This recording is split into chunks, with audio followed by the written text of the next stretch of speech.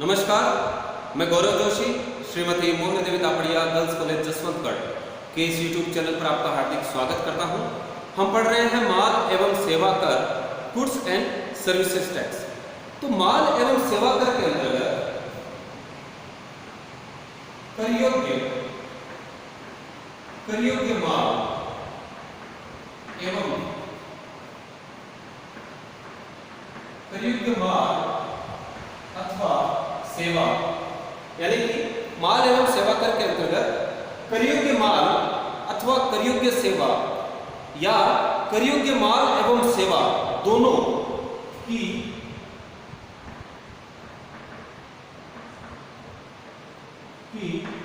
आपूर्ति के मूल्य पर आपूर्ति के समय लागू कर की दर से कर दायित्व का निर्धारण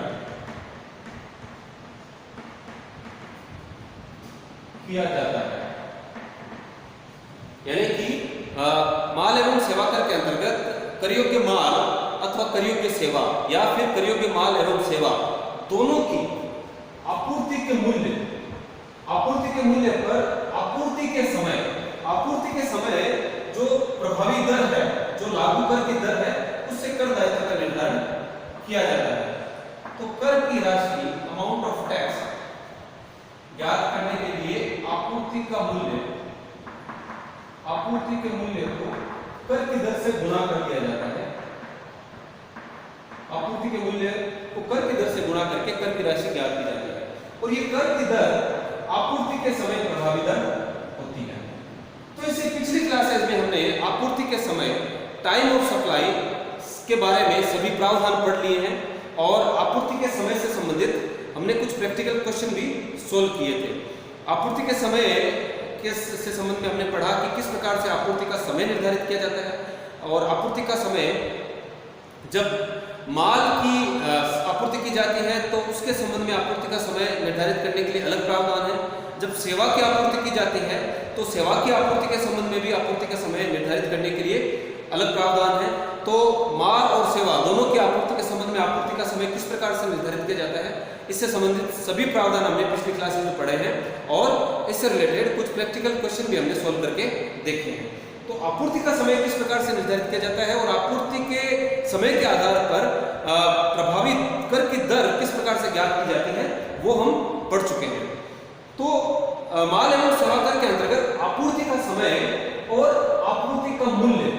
ये दोनों कर दायित्व का निर्धारण करने के लिए अत्यंत महत्वपूर्ण है। तो आज की क्लास में हम बात करेंगे आपूर्ति के मूल्य की, वैल्यू ऑफ सप्लाई की। तो आपूर्ति का मूल्य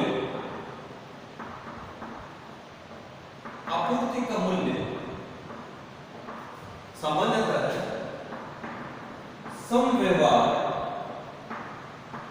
मूल्य यानी कि ट्रांजैक्शन वैल्यू है। जो समव्यवहार मूल्य है, ट्रांजैक्शन वैल्यू है, वही आपूर्ति का मूल्य माना जाता है। लेकिन समव्यवहार मूल्य यानी कि ट्रांजैक्शन वैल्यू को मान्यता तभी दी जाती है आपूर्ति के मूल्य के रूप में जब आपूर्तिकर्ता और आपूर्ति प्राप्तकर्ता दोनों संबंधित व्यक्ति ना हो और संबंधित व्यक्ति से संबंधित परिभाषा और संबंधित व्यक्ति क्या होता है, कौन कौन से व्यक्ति संबंधित व्यक्ति माने जाते हैं, वो भी हम पिछली क्लास में पढ़ चुके हैं। तो समव्यवहार मूल्य को आपूर्ति के मूल्य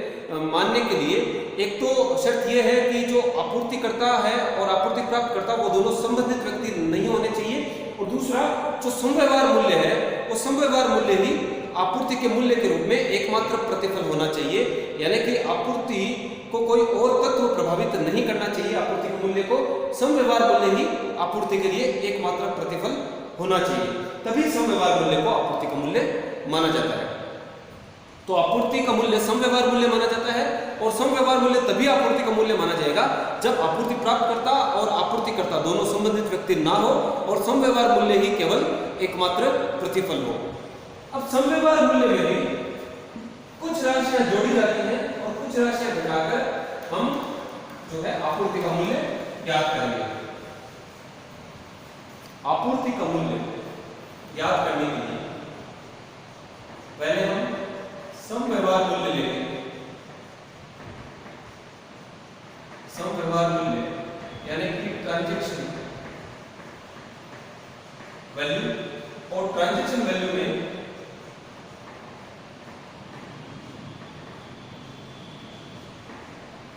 सम व्यवहार मूल्य में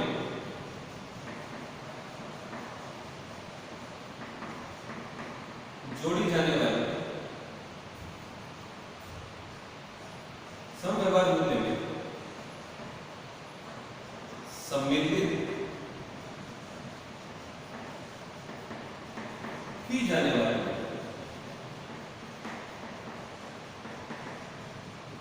राशि। तो सम व्यवहार मूल्य में कौन कौन सी राशियां ऐड करेंगे? पहला आपूर्तिकर्ता द्वारा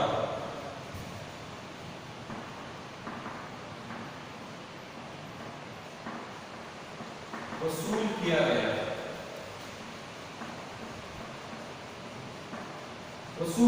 आपूर्तिकर्ता द्वारा वसूल की गई कर, फीस, उपकर आदि की राशि। तो जो ट्रांजैक्शन वैल्यू है उसमें हम ऐड करेंगे, सबसे पहले हम ऐड करेंगे आपूर्तिकर्ता द्वारा वसूल की गई कर, फीस, उपकर यानी कि शेष आदि की राशि। अगर आपूर्तिकर्ता समव्यवहार मूल्य पर किसी प्रकार का कोई कर, फीस या उपकर वसूल करता है तो वो फिर समव्यवहार मूल्य में ऐड किया जाना चाहिए आपूर्ति का मूल्य ज्ञात करने के लिए। लेकिन माल एवं सेवा कर के अंतर्गत लगाया जाने वाला कर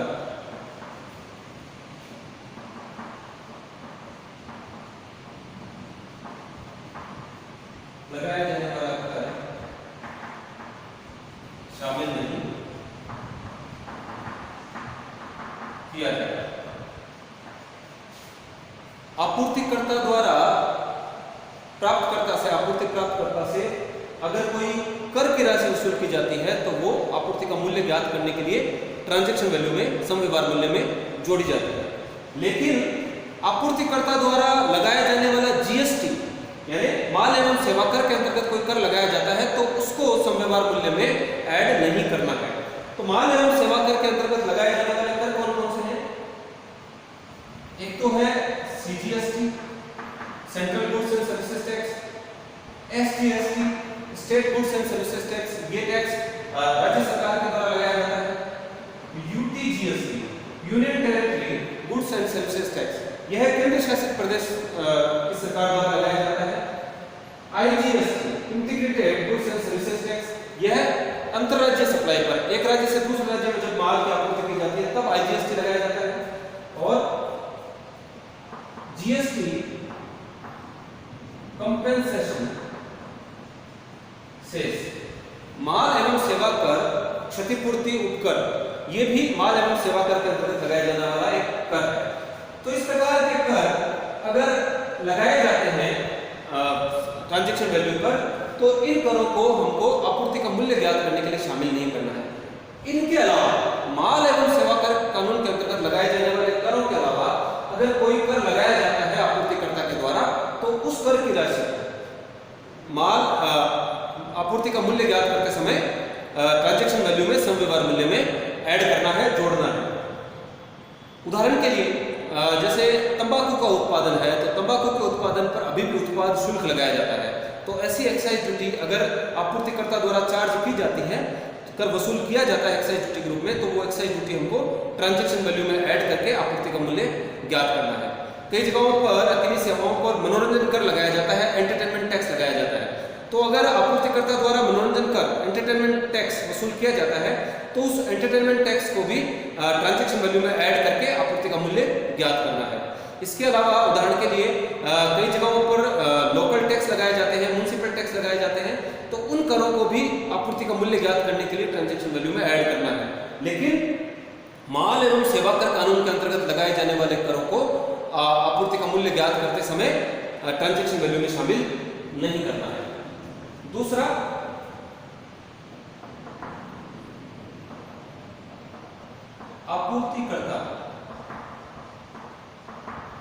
आपूर्तिकर्ता द्वारा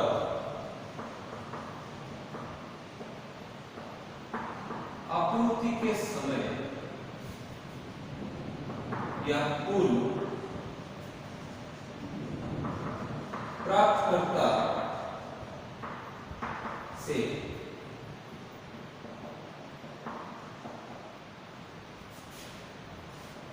आपूर्ति के संबंध में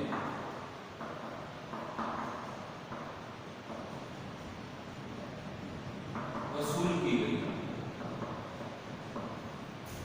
राशि, अगर आपूर्तिकर्ता द्वारा आपूर्ति के समय या उससे पहले, उससे पूर्व प्राप्तकर्ता से आपूर्ति के संबंध में कोई राशि वसूल की जाती है तो उस राशि को भी ट्रांजैक्शन वैल्यू में ऐड किया जाना चाहिए आपूर्ति का मूल्य ज्ञात करते समय,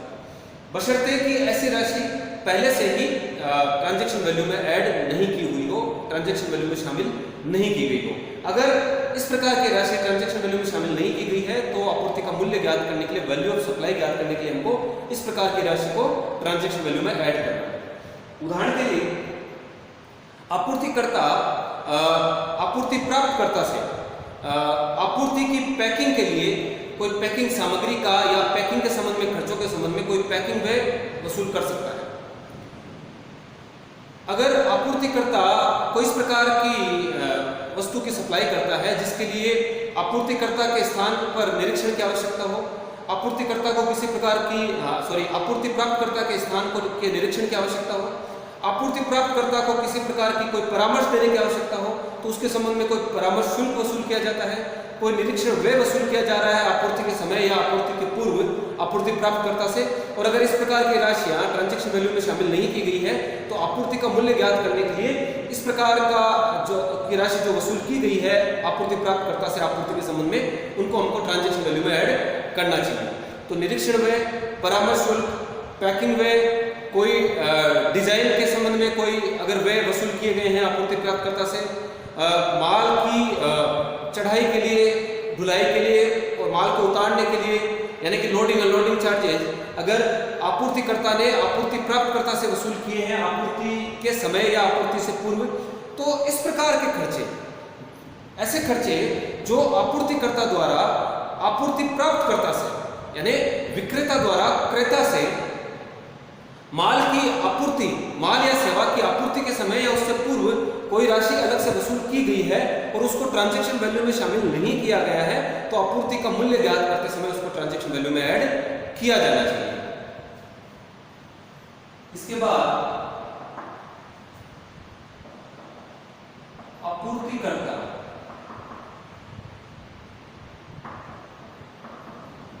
के दायित्व का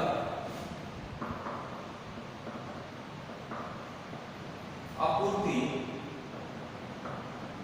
प्राप्तकर्ता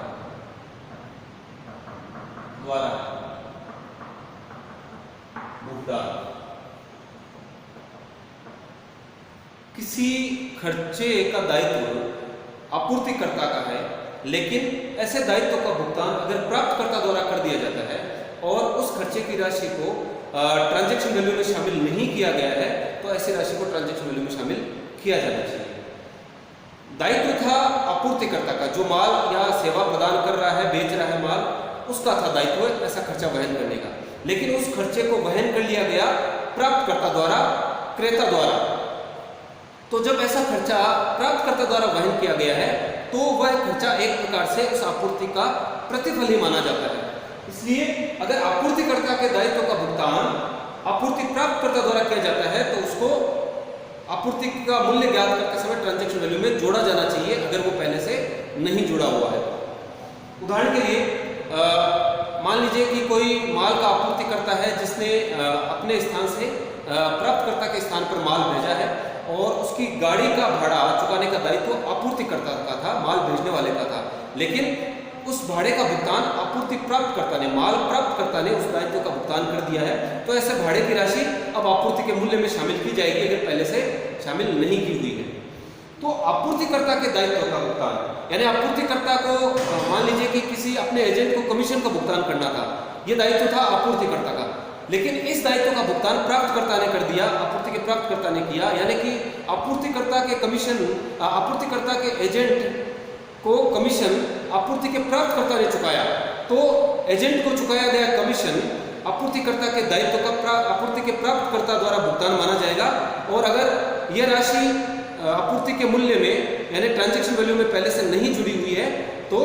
इस राशि को ट्रांजैक्शन वैल्यू में शामिल किया जाना चाहिए आपूर्ति का मूल्य ज्ञात करते समय। तो आपूर्तिकर्ता द्वारा, इससे पहले हमने देखा कि आपूर्तिकर्ता द्वारा डायरेक्ट, आपूर्तिकर्ता द्वारा सीधे ही आपूर्ति प्राप्तकर्ता से अगर कोई राशि अलग से वसूल कर ली जाती है आपूर्ति के समय, आपूर्ति से पूर्व, तो वह भी एक प्रकार से आपूर्ति प्राप्तकर्ता द्वारा प्रतिफल का भुगतान माना जाएगा। और उस राशि को अगर ट्रांजैक्शन वैल्यू में शामिल नहीं की गई है तो उस राशि को आपूर्ति का मूल्य ज्ञात करते समय ट्रांजैक्शन वैल्यू में शामिल किया जाना चाहिए। और आपूर्तिकर्ता का अगर कोई दायित्व है, कोई खर्चे का दायित्व आपूर्तिकर्ता का है, लेकिन उस दायित्व का भुगतान आपूर्ति के प्राप्तकर्ता से करवा दिया जाता है, तो यह एक अप्रत्यक्ष रूप से राशि प्राप्त करना हुआ आपूर्तिकर्ता द्वारा, तो यह भी एक प्रकार से प्रतिफल माना जाता है माल एवं सेवा के बदले। तो आपूर्तिकर्ता के दायित्व का जब आपूर्ति प्राप्तकर्ता द्वारा भुगतान किया जाता है तो अगर ऐसी राशि ट्रांजैक्शन वैल्यू में शामिल नहीं की गई है तो आपूर्ति का मूल्य ज्ञात करने के लिए ट्रांजैक्शन वैल्यू में शामिल की जानी चाहिए। चौथा है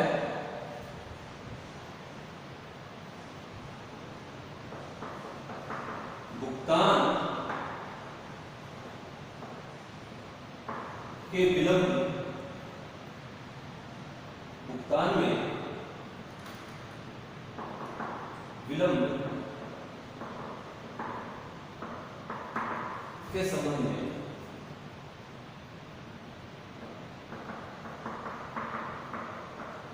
चुकाया गया ब्याज, विलंब शुल्क, अर्थदंड आदि आपूर्ति प्राप्तकर्ता द्वारा जब भुगतान में विलंब किया जाता है और भुगतान में जब देरी की जाती है तो उसके संबंध में अगर कोई ब्याज चुकाया जाता है, विलंब शुल्क, कोई लेट फीस चुकाई जाती है या फिर कोई पेनल्टी यानी कि अर्थदंड चुकाया जाता है तो उसको भी ट्रांजैक्शन वैल्यू में शामिल करना चाहिए आपूर्ति का मूल्य ज्ञात करते समय। सरकार के अलावा अन्य व्यक्ति से प्राप्त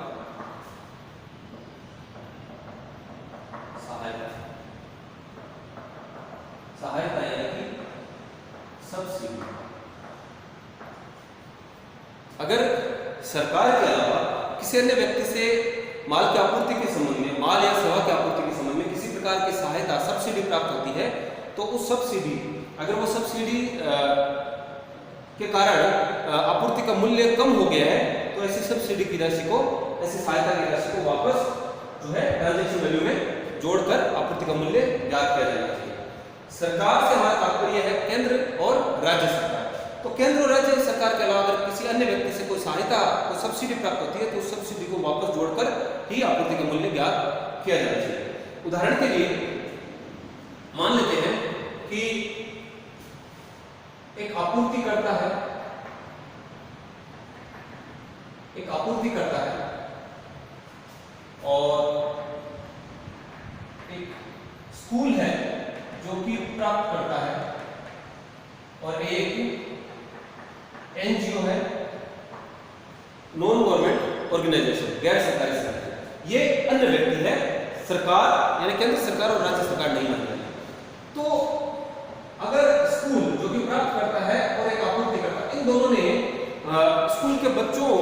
के लिए कोई ड्राइंग बॉक्स खरीदने का अनुबंध किया और एक ड्राइंग बॉक्स का मूल्य आपूर्तिकर्ता के द्वारा 75 रुपए निर्धारित किया गया है, तो ये ड्राइंग बॉक्स की आपूर्ति की जाएगी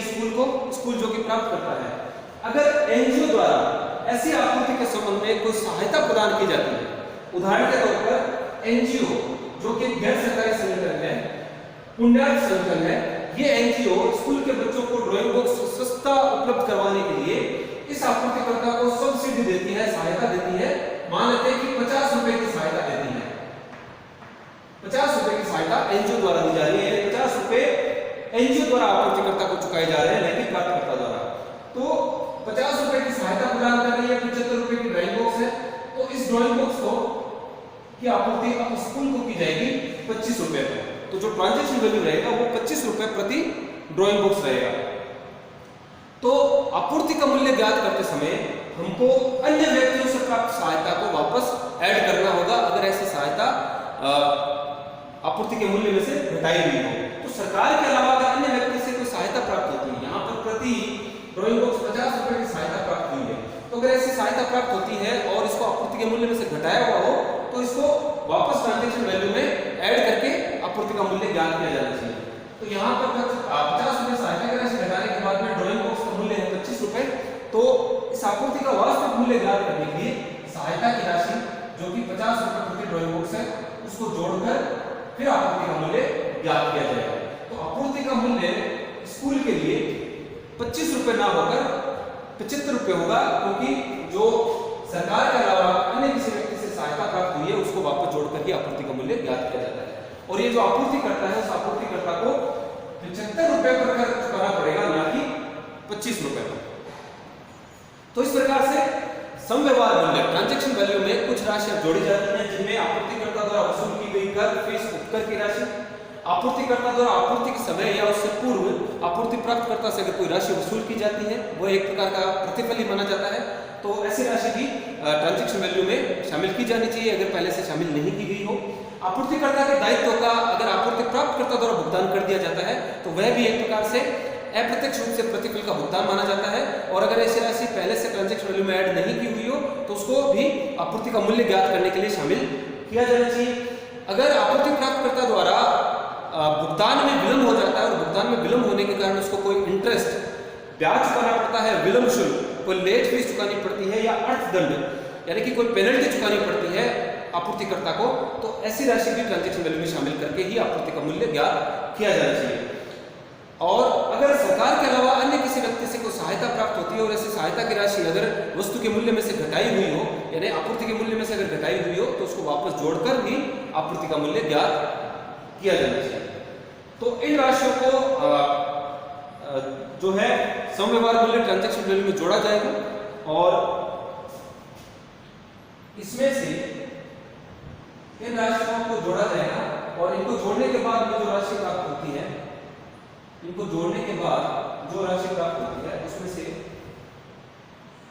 एक राशि घटाई जाती है, वो राशि घटाई जाती है छूट या पट्टा। अगर डिस्काउंट दिया जाता है आपूर्तिकर्ता द्वारा प्राप्तकर्ता को, तो उस डिस्काउंट को घटाया जाता है और डिस्काउंट को घटाने के बाद में जो राशि प्राप्त होती है वही आपूर्ति का मूल्य माना जाता है और उस पर ही जो है आपूर्ति के समय प्रभावी कर की दर से कर दायित्व निर्धारित किया जाता है। छूट या बट्टा यानी कि डिस्काउंट के संबंध में कुछ ध्यान देने योग्य बातें हैं कि जो डिस्काउंट है, ये डिस्काउंट पहले से ज्ञात होना चाहिए। आपूर्ति के समय या आपूर्ति से पूर्व डिस्काउंट निर्धारित कर लिया जाना चाहिए। आपूर्तिकर्ता और आपूर्ति प्राप्तकर्ता के बीच में ऐसा अनुबंध होना चाहिए। तो आपूर्ति के समय या आपूर्ति से पूर्व अगर डिस्काउंट ज्ञात है और उस डिस्काउंट को बीजक जारी करते समय उस इनवॉइस में दर्शाया जाता है, बट्टे को घटाकर इनवॉइस की राशि ज्ञात की जाती है, तो फिर ऐसे बट्टे की छूट आपूर्ति का मूल्य ज्ञात करते समय प्राप्त की जा सकती है। ऐसा भी हो सकता है कि जो डिस्काउंट है, डिस्काउंट आपूर्ति करने के बाद दिया गया, लेकिन आपूर्ति के समय या आपूर्ति से पूर्व ऐसा बट्टा निर्धारित कर लिया गया हो, आपूर्तिकर्ता और आपूर्ति प्राप्तकर्ता के बीच में ऐसा समझौता हो गया हो। लेकिन अगर कोई डिस्काउंट आपूर्ति के बाद दिया जाता है, लेकिन आपूर्ति के समय या आपूर्ति से पूर्व ऐसे बट्टे के बारे में किसी प्रकार का कोई समझौता नहीं हुआ था, ऐसा बट्टा आपूर्ति के समय या आपूर्ति से पूर्व ज्ञात नहीं था, तो फिर इस प्रकार के डिस्काउंट की कटौती आपूर्ति का मूल्य ज्ञात करते समय नहीं दी जाएगी। कई बार ऐसा होता है कि जो आपूर्ति करता है वो जो प्राप्त करता है यानी क्रेता है, उस क्रेता को की जाने वाली बिक्री की मात्रा पर प्रेरणा के रूप में कुछ छूट देता है, लेकिन ऐसी छूट बोनस कहलाती है, बट्टा नहीं कहलाती। इसलिए बिक्री की मात्रा पर दी गई कोई छूट बट्टे के रूप में आपूर्ति का मूल्य ज्ञात करते समय घटाई नहीं जानी चाहिए। बट्टा केवल उसी दशा में, उसी स्थिति में घटाया जाना चाहिए जब वो आपूर्ति के समय या आपूर्ति से पूर्व ज्ञात था, पहले से निर्धारित था। तो आज के लिए इतना ही। मैं आशा करता हूँ कि आज की क्लास में हमने जो भी पढ़ा आपको अच्छे से समझ में आया होगा। इस वीडियो को लाइक कीजिए, शेयर कीजिए, हमारे YouTube चैनल को सब्सक्राइब कीजिए। धन्यवाद।